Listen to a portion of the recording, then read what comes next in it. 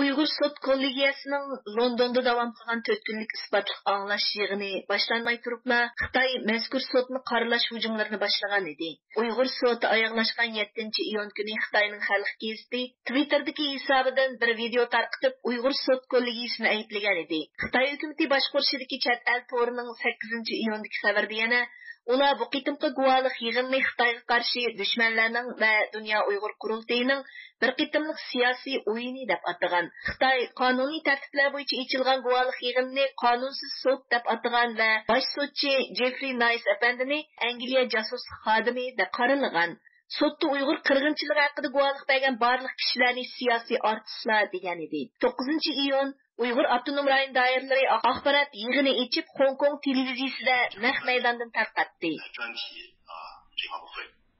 但是这两天呢，大家也注意到了所谓的维吾尔特别法庭举行了所谓的听证会融入了一批演员这上演了一出非常拙劣的表演。 Xitoy bu qitimliq axborot yig'inining hujum nishonini Xitoyning irqiy qirg'inchiligi va lagerlar haqida isbot bergan lager shohidlariga qaratgan. Uyg'ur Avtonom rayon hukumatining bayonotchisi Shu Guishang riyosatchilik qilgan bu yig'in qatnashgan Xinjiang Universiteti Siyosiy qonun institutining muavin boshlig'i Erkin Samsaq qatorliqlar Uyg'ur sud kollegiyasini qonuniy jihatdan jazo hukm qilish huquqi yo'q, faqat bir qism Xitoyni parchalashga uringan bo'lginchi tashkilot va kuchlar tomonidan uyushtirilib, atalmish shohidlar o'lagan, o'zlari o'ynab, o'zlari huzur olgan bir qitimliq siyosiy sahna, uning hech qanday e'tibori yo'q deb ayblagan va hujum qilgan.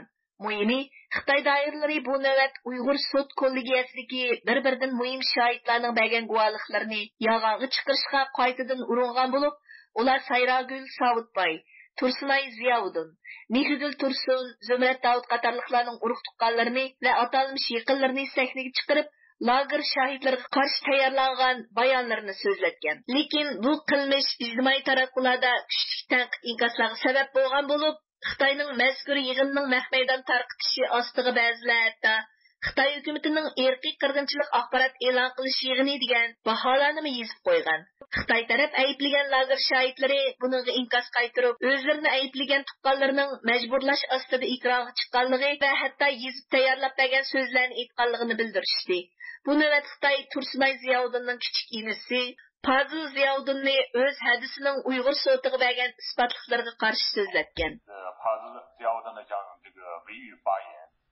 Ben Fazıl Zeynal'ın, Tursunay Zeynal'ın inisi bulmam. Adam Tursunay'ın deyişçe mecburi toğutun çekiş operasyasını kabul kılgan. Bunun hemmisi yalgancılık. Adam şu uzun yıllardan beri farzandlik bulup bakmagan hem de farzandlik buluş iktidarında hem de adamın chet devletlerde Meni mecburi to'g'itni cheklash operatsiyasini qildi degan gaplarning hammasi yolg'onchilik. Tursunay Ziyovuddin Xitoyning ekranda o'z inisini ko'rib bir oz hayajonlangan bo'lsa-mu, yanala amroq inisining qanchalik qiynalganini, qarindoshlik tuyg'ulari bilan cho'nqur his qila oladiganligini bayon qildi. Becher ukam degan chiroylarning tatir ketgan qarang chiroy undaq emas degan kulib turgan bola.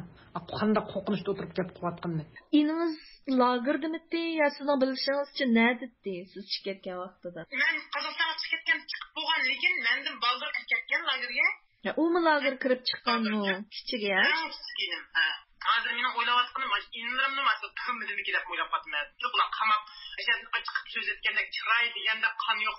Unda inim emas, men bilaman inimni men nima qildigan uni bilan bir uyda hamda bir gaplarni og'ziga ilishda shuni qiynalib deganmay qism bilan davatini bilib turg'u bicharaning adam deb yuraklar ochib ketdi-da har bir degan chog'da chunki biz qarindosh uning bilan dinim tutsa u men bilaman o'zimni undaq tug'ish qobiliyati yo'q deb ajablanib qanday o'ylab yurmadir inim biz uyg'onlarni birisi undaq gaplarni deymizmi bir tafsir deganlar bor majbur so'zlatgani aniqda yo'q uni qisqaq balg'ama gap qilgan chog'da o'zi degan butun alfozini men bilaman uning qanday gap qilganini bugun axborotlarning ziyoratini mush sababli qabul qildingizmi demakchi bu inkos qo'zg'atdi-da Xitoyning bu sahna tayyorligini shu axborotlar kulib ketdi qarang hayron qilibdi men bu yerda bu mening guvohligim bilan bularning davatdan ikki boshqa gap Xitoy bu sahnaga yana Tursunay Ziyovuddinning uzun yillik qo'shnisi deb Tojgul Ablajon ismli birini Tursunay haqida bir hikoya to'qib so'zlatgan.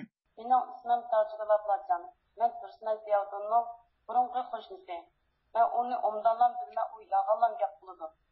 Keyin men bilsem bunun farzand ko'rish iqtidori yo'q ekan. Mening kichik tatimni olib bu yolg'ondan amaldor bo'lib yuribdi. Uzun o'tmay uning shu vaqtgi yo'ldoshi Tursunjon Ahmadjon bo'lib qolib ajrashib ketdi. Ko'pchilik o'ylab yaqanlar azaldan farzand ko'rish iqtidori bo'lmagan Tursunjon Ziyoliddin qanday qizga tug'utdan cheklash operatsiyasi qildirgan bo'lsin, bunun gapiga ishonadiganlarmi bor ekan. Ammo qiziq yeri Tursunay bu atalmış konu qo'shnisini hayotida ko'ribmi baxmagan ekan.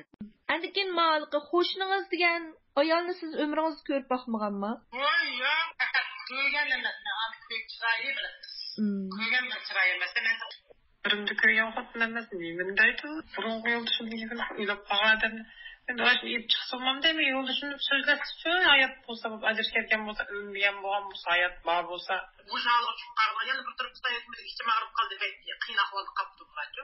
Bizim güvenliğimizden çünkü küçüklü gitti. Ulanın hakikatke aldı da açtık tıpırlamadı bu. Hakikatin hemen hakikat.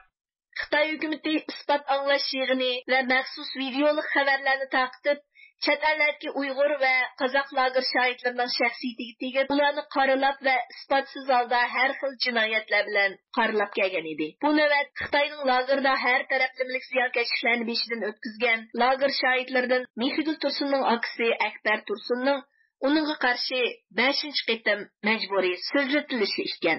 大家好，我是米尔沟图森的弟弟艾伯托森。我姐姐说她在缴费中心扫帚也在，事实上她根本没有去过缴费中心，这更是胡说八道。听到这个谎言后，特别生气。世界上哪有这样的姐姐？ Bu munosabat bilan radiomiz ziyoratini qabul qilgan Mehrigul mundaq dedi. Yaxshi sizga Zehrada bu to'g'ri bu xabarni qilib yaxshi qilamiz.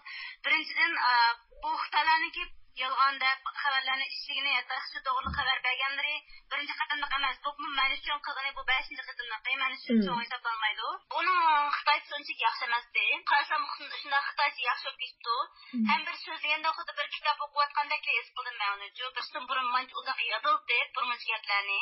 Ammo yana shu konu gapni deydi. Demak cho'g'ini ularning ziddiq biz tegibdi. Birlarni açıqlab ketdi. Chunki yolg'onchi biz emas, amaliyotda o'zi. Agar biz jinoyat qilib biz uchashgan bo'lsak, nemishqa bizdan qamay, nemishqa ota-onamizni, urug'-tuqqanimizni xo'rlaydi. Bular ham o'zi qo'rqib yolg'onchini tutdi. Unda xo'san biz o'yinchi bo'lsak, kampik sulagan bo'lsin, turmida uy kesayotgan bo'lsin, Misrdan qaytirib ketgan, Saudiyadan, Tailanddan, Turkiyadan qaytirib ketgan shu bolaning hammasini qo'yib bersin. Agar shular amandek menga o'xshash erkin bo'lsa, bu menga o'xshash so'zlaydi. Har bir Uyg'ur so'zlaydi. U vaqtda shu 4 million, 5 million Uyg'urning hammasi artist bo'lib qolamdi Xitoyning oldida. Xitoyning bu qilqi amaliyotda Xitoylarni o'zini oqlash emas, balki mushu qilgan guvohligimizga texnik foydali bo'ldi deb qarayman. Chunki bu orqali medialarga, butun dunyoga Uyg'urlarni texnik tun sotib bu Xitoy. Rifatman xo'sh bo'ldim, chunki akamni mush fursatdan foydalanib ko'rib oldim. Yana bir qitim Xitoyning 9-iyundagi axborot yig'iniga to'rdan qatnashgan chet el muxbirlaridan ITVning muxbiri sizlar Uyg'ur sotini bir o'yin. Uningda isbotliq berganlarni bo'lsa, ro'lagan artistlar deb aytildinglar. Undaqda sizlar bu axborot e'lon qilish yig'iniga elib chiqqan bu kishilar artistlar emasmi? Nima uchun biz sizlarga ishonamiz deb savol qo'ydi.